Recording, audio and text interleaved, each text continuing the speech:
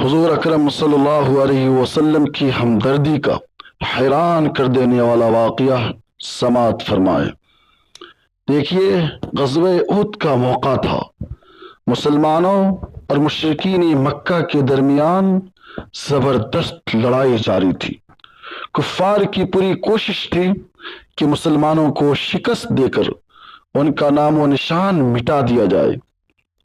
اس جنگ میں مشرکین کا اصل ہدف رسول اللہ صلی اللہ علیہ وسلم کی ذات اقدس تھی۔ وہ آپ صلی اللہ علیہ وسلم کے خون کے پیاسے تھے اور آپ صلی اللہ علیہ وسلم کو سب سے زیادہ نقصان پہنچانا چاہتے تھے۔ اسی دوران ایک بدبخت مشرک نے رسول اللہ صلی اللہ علیہ وسلم پر حملہ کر دیا۔ اس حملے سے آپ کا چہرہ مبارک زخمی ہو گیا۔ زرہ کے 2 حلقے اتنی شدت سے آپ کے رخسار میں دھس گئے کہ وہ اندر تک چلے گئے کہ صورتحال بہت ہی سنگین تھی۔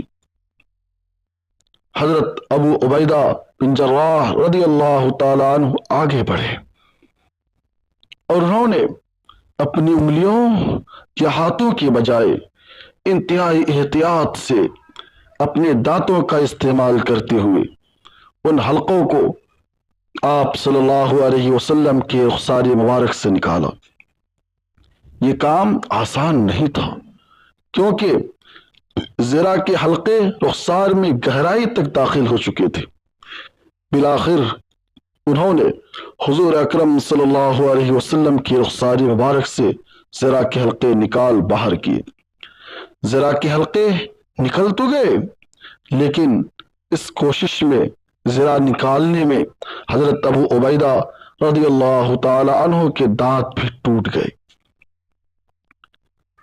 اور اس طرف آپ صلی اللہ علیہ وسلم کے زخموں سے خون بہہ رہا تھا اور آپ صلی اللہ علیہ وسلم شدید تکلیف میں تھے۔ ابو عبیدہ بن جراح کا دانت بھی ٹوٹ گیا، ادھر حضور کو تکلیف ہو رہی ہے۔ اس حالت میں بھی آپ کی اس حالت کو دیکھ کر کچھ صحابہ کرام رضی اللہ تعالیٰ عنہم نے آپ سے عرض کیا کہ یا رسول اللہ، آپ ان ظالموں پر لعنت بھیجیں اور ان کے لیے بد دعا کر دیں تاکہ یہ لوگ اپنی برائی کی سزا پا جائیں اور تباہ و برباد ہو جائیں۔ لیکن قربان جائیے رحمت للعالمین اللہ کے رسول حضرت محمد صلی اللہ علیہ وسلم پر کے، جہاں آپ صلی اللہ علیہ وسلم کا بے مثال رحمت اور شفقت کا مظاہرہ سامنے آیا، آپ نے بجائے ان پر لعنت بھیجنے کے فرمایا میں بد دعا کرنے یا لعنت بھیجنے کے لیے نہیں آیا ہوں، بلکہ میری آمد کا مقصد لوگوں کو سیدھے راستے کی طرف بلانا ہے۔ پھر آپ صلی اللہ علیہ وسلم نے اللہ کے حضور دعا کی، اے اللہ میری قوم کو معاف فرما دے اور انہیں صحیح راستے کی ہدایت دے کیونکہ یہ مجھے پہچانتے نہیں ہیں۔ میرے بھائیوں، ذرا دیکھیں کہ اس واقعے سے ہمیں کیا سبق ملتا ہے۔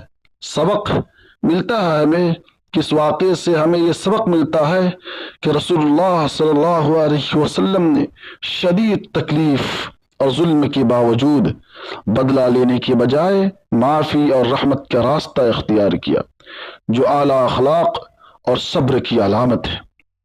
آپ صلی اللہ علیہ وسلم نے دشمنوں کے لیے بد دعا کرنے کے بجائے ان کی ہدایت کی دعا کی، جو یہ سکھاتا ہے کہ ہمیں اپنی اور دوسروں کی اصلاح کے لیے دعا کرتے رہنا چاہیے۔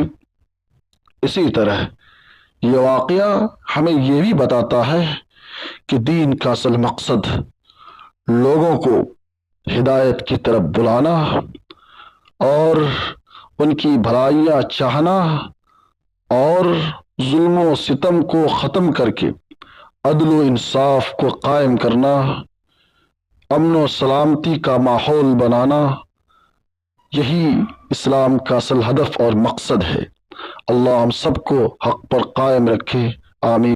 آپ حضرات چینل کو ضرور سبسکرائب کریں تاکہ اس طرح کے واقعات، حکایات اور قصے آپ تک پہنچتے رہیں۔